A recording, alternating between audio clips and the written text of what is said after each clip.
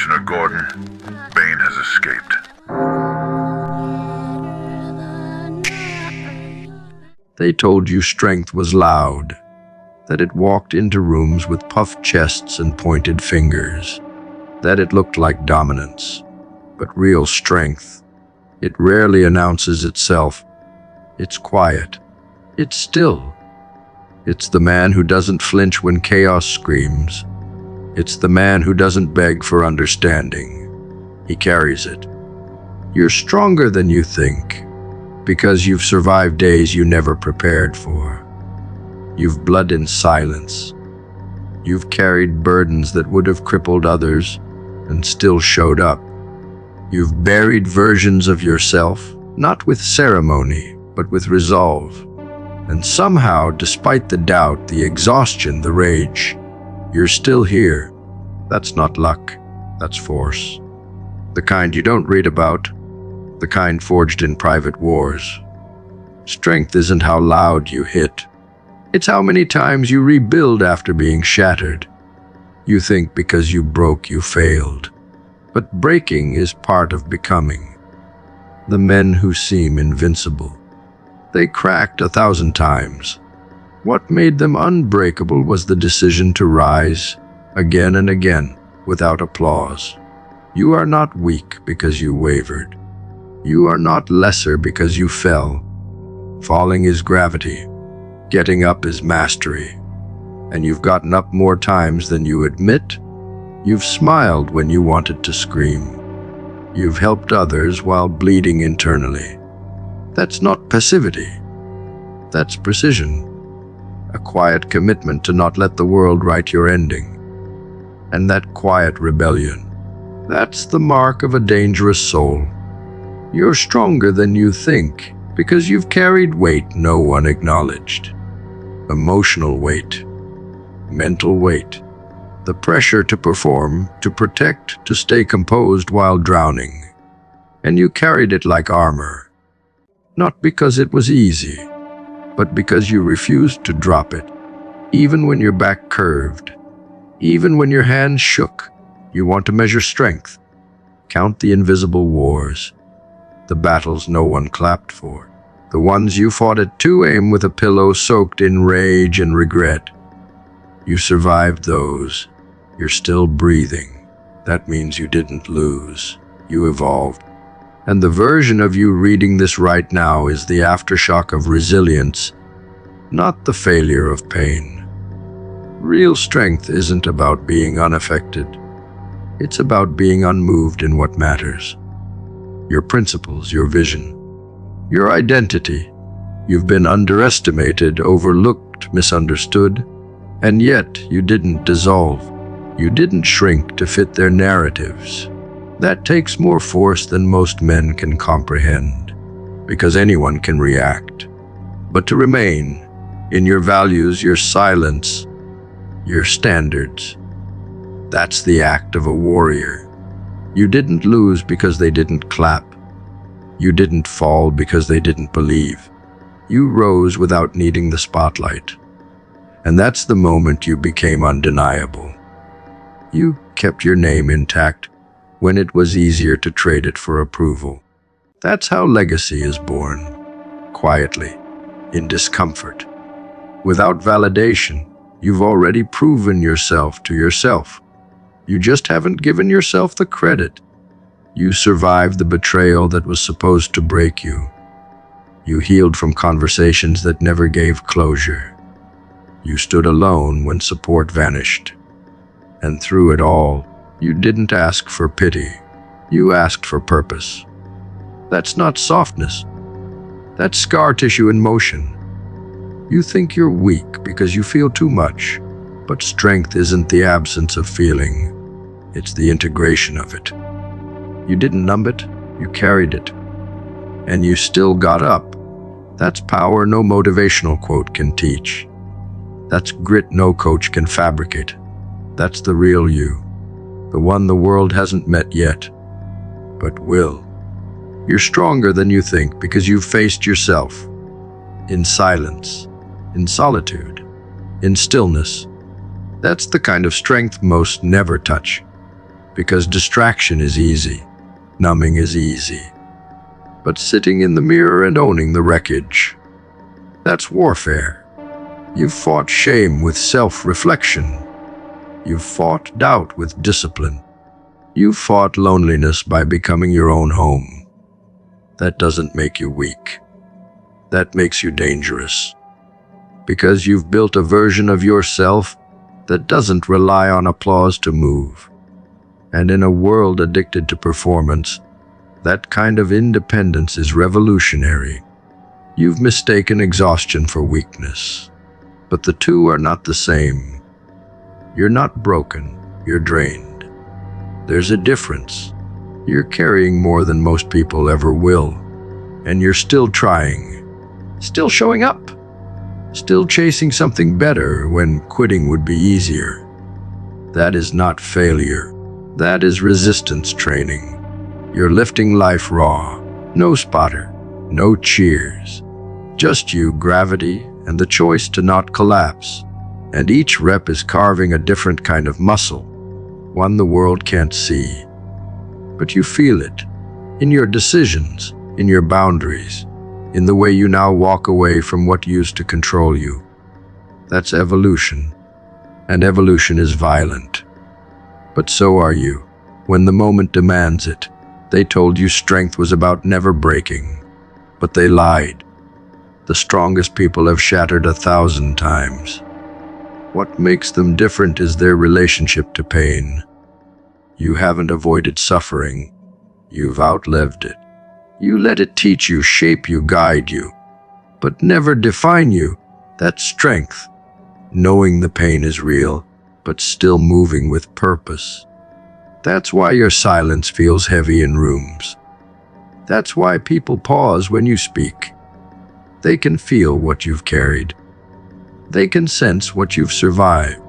And that presence, that's built, not born. You are not strong because of what you lift. You are strong because of what you've let go. The pride you dropped to protect peace. The comfort you abandoned for growth. The false identity you burned to reclaim truth. That's the real flex. You chose fire when everyone else chose fantasy. You chose process over pretending. And now your life may still be under construction, but the foundation, unshakable. Because it was laid brick by brick in seasons of silence, in rooms without applause, in the storm. And that kind of foundation can't be bought. It can't be borrowed. It can only be built. The wall you feel isn't real. It's a mirage built by your nervous system, a safety measure dressed as fatigue. When you think you're done, when your legs shake, your mind fogs, your will starts whispering exit strategies. You've only tapped into 40% of your true capacity. That's not motivational fluff, that's biology. The human mind, hardwired for survival, pulls the brake before the crash. Not at the point of destruction, but far before it. Your system doesn't wait until you fall.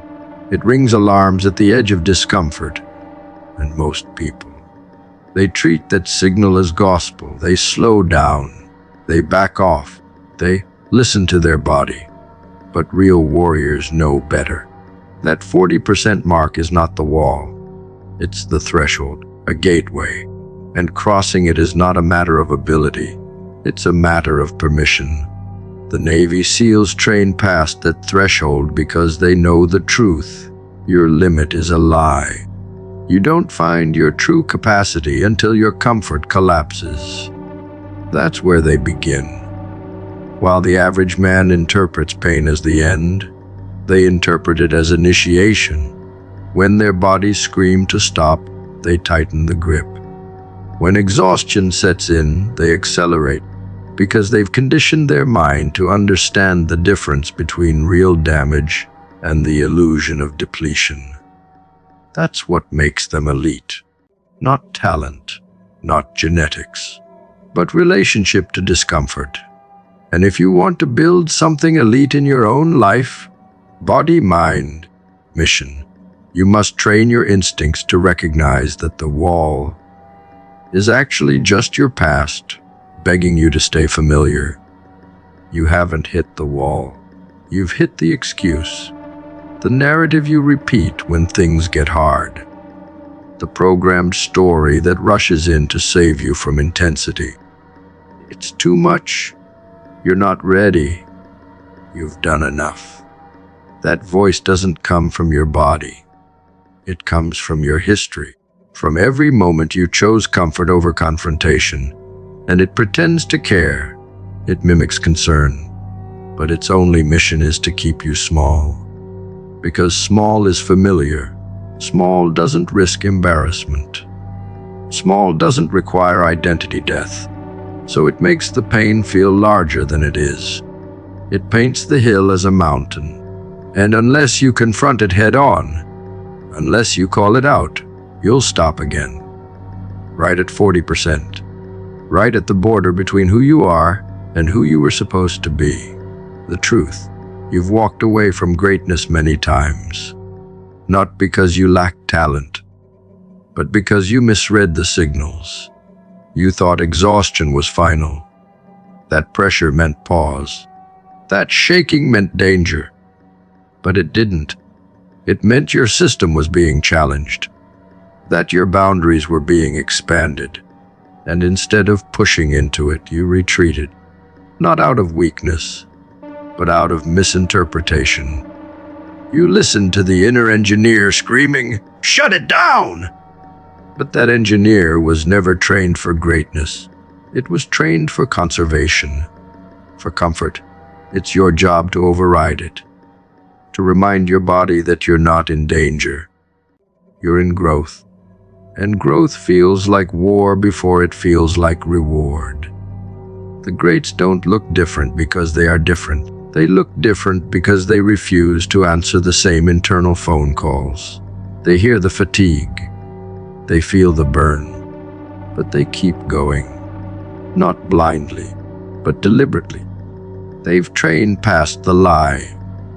They've lived long enough in the fire to know that most people walk out before the magic happens. You don't break the cycle by doing more when it's easy. You break it by doing more when everything inside you begs to stop. That's where the shift happens. That's where the 40% becomes 50, then 70, then limitless. Not overnight, but through repetition. Through ruthless exposure to that threshold until your identity starts to normalize it. You want to meet the real version of yourself. Then go until the excuses kick in, and don't stop there. Watch what happens. Watch how clarity follows suffering, how confidence grows in direct proportion to pain tolerated. Not pain for pain's sake, but pain endured in alignment. That's the secret. Most people never meet themselves because they've never suffered in pursuit of something meaningful. They've suffered from stagnation, from avoidance, from shame. But when you suffer for growth, for excellence, for legacy, that suffering purifies, it forges, and what comes out the other side is a man who's tasted his own limits and laughed. A man who stopped at nothing, not because he didn't feel pain, but because he understood it. That wall you keep hitting, it's not the edge of your ability, it's the edge of your belief. And belief, like muscle, must be trained under tension. You don't earn confidence through comfort. You earn it when your arms are trembling, your lungs are on fire, and you take one more step. That step is sacred. It says, I am not controlled by signals. I am not owned by my history. I decide. And in that moment, that step, you break the loop. You silence the excuse. You reclaim the part of you that has been asleep, waiting for proof that you're more than just potential. That proof is in the next rep, the next hour, the next day you show up anyway. The version of you that's 10x further isn't fiction. He's not myth, not wishful thinking, not some unreachable ghost draped in delusion. He's real. Not because you see him, but because he's already walked the miles your current self fears. He exists, not ahead of you, but within you. A memory from the future, etched into time, encrypted in potential, waiting to be remembered through action. That's the twist. You don't create him. You reunite with him. And the only passport that gets you there is movement. Not movement powered by motivation, but movement sculpted by conviction. Every decision you make in alignment with your highest potential doesn't build that man. It reveals him. Because he's already there, just obscured by the distractions, the delays, the diluted self-image you've been dragging around like a badge of comfort. He knows how you rise. He's watched you climb from the edge over and over. Blood on your palms, silence in your throat. He doesn't need you to be perfect. He needs you to remember. Because when you forget who you could be, you make agreements with mediocrity. You start telling yourself stories like, "This is enough. This is fine. This is safe." But safe never held your name. You were born for depth, for scale, for force. And when you sit still too long, that future version of you doesn't shrink, he suffers. Every day you delay, you starve the future of its architect. He isn't a hallucination. He's a timeline, one that depends on whether you're brave enough to close the gap with discipline instead of dreams. This man, this 10x version of you, is not louder. He's clearer. He walks into rooms with less noise, fewer apologies, and no wasted motion. He doesn't fumble his worth. He doesn't shrink for approval. And you know what made him like that? Repetition. Not a leap, not a single win, but 1,000 micro decisions made while the world slept. He's been waiting for you, not in a far-off land, but at the end of the path you keep hesitating to walk. The hard conversations you avoid, the mornings you choose to snooze, the workouts you delay. That man lives on the other side of those decisions. He is not out of reach. He's simply hiding behind your current level of commitment. You've seen glimpses of him, in moments when you spoke without fear, when you executed without stalling, when you trained like the result already belonged to you. Those moments weren't accidents. They were flashes, previews of the man that already knows who he is. He was reminding you, I'm not someday. I'm available now, but only if you match me in intensity. And that's the catch. You don't attract that version of you through thought.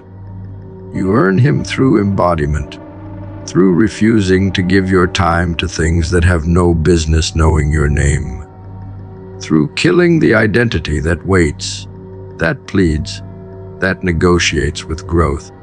The future doesn't reward hope. It rewards alignment.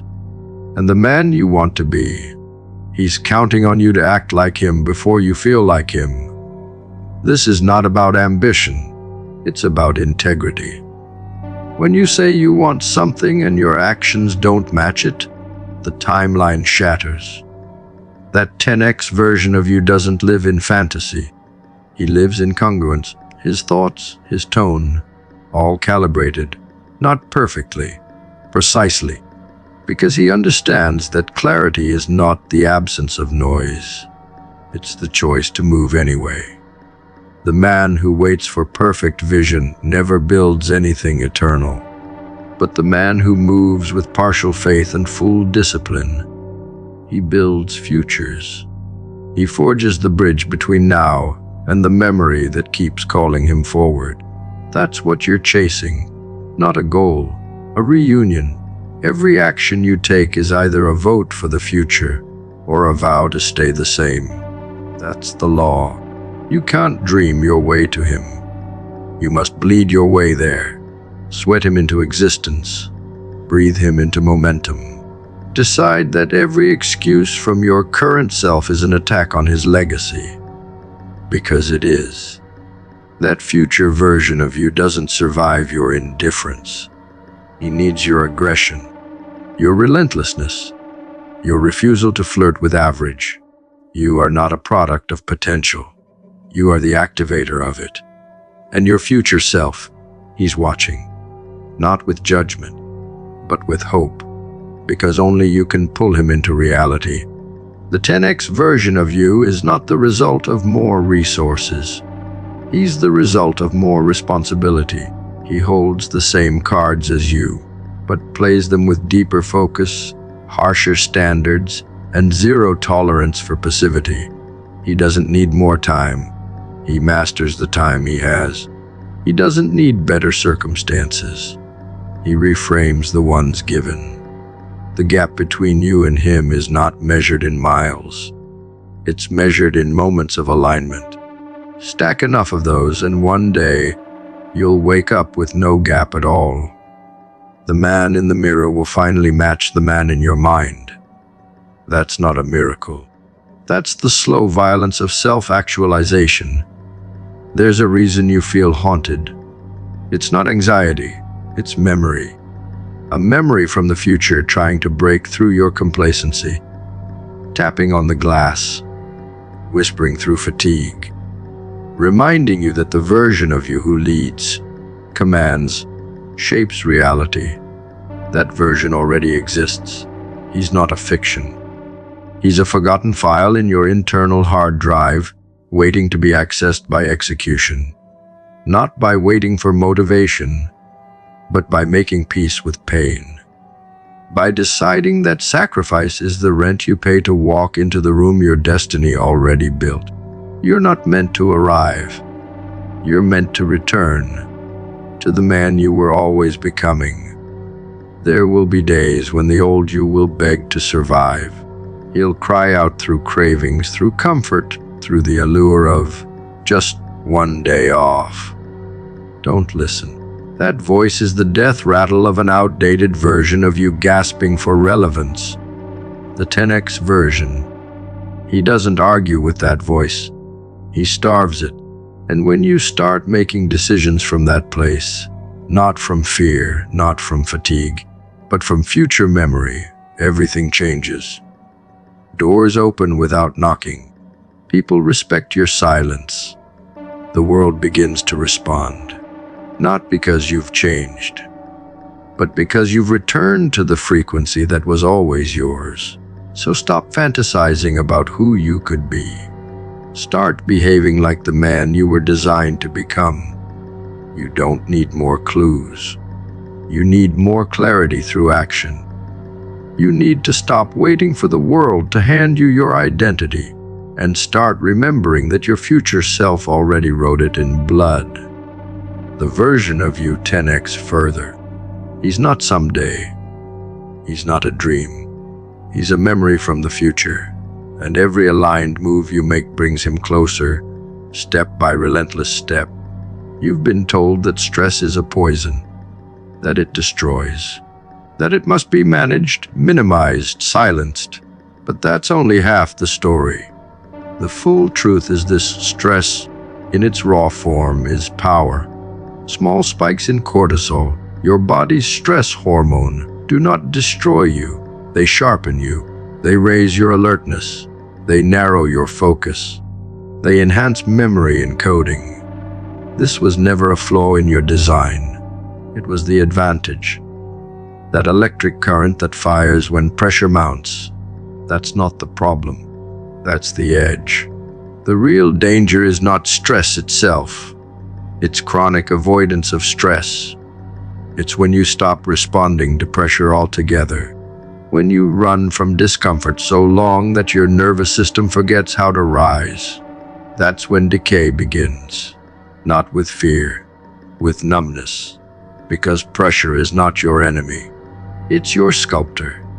And it will either crush you or carve you, depending on whether you choose to stand still or lean in. There's a reason elite performers step into pressure rather than flee it. They understand something most never learn. Cortisol is a tool, not a toxin. It's your internal ignition. The surge that pushes you to process faster, focus deeper, and cut through mental fog. The man who learns to ride that surge doesn't need inspiration. He operates on triggered clarity. While others drown in anxiety, he surfs the wave, not because it's comfortable, but because he's conditioned himself to remain upright when others collapse. He's trained under pressure, not just physically, but neurologically. He's exposed himself to stress on purpose, not to suffer, but to strengthen. Because every exposure is a conversation with the edge, and if you train on the edge long enough, the edge starts moving in your favor. Stress without direction kills, but stress with structure builds empires. The reason most people crumble under pressure is because they've never given their cortisol a target. It floods their system and finds no action to bond with, no decision to fuel, no execution to amplify. So it turns inward, it becomes panic, fatigue, paralysis. But when stress is paired with movement, it becomes momentum. It burns fuel. It heightens readiness. It creates clarity under chaos. That's why some men rise during war while others fold during routine. It's not about their DNA. It's about how they've framed pressure. One sees it as signal, the other as threat.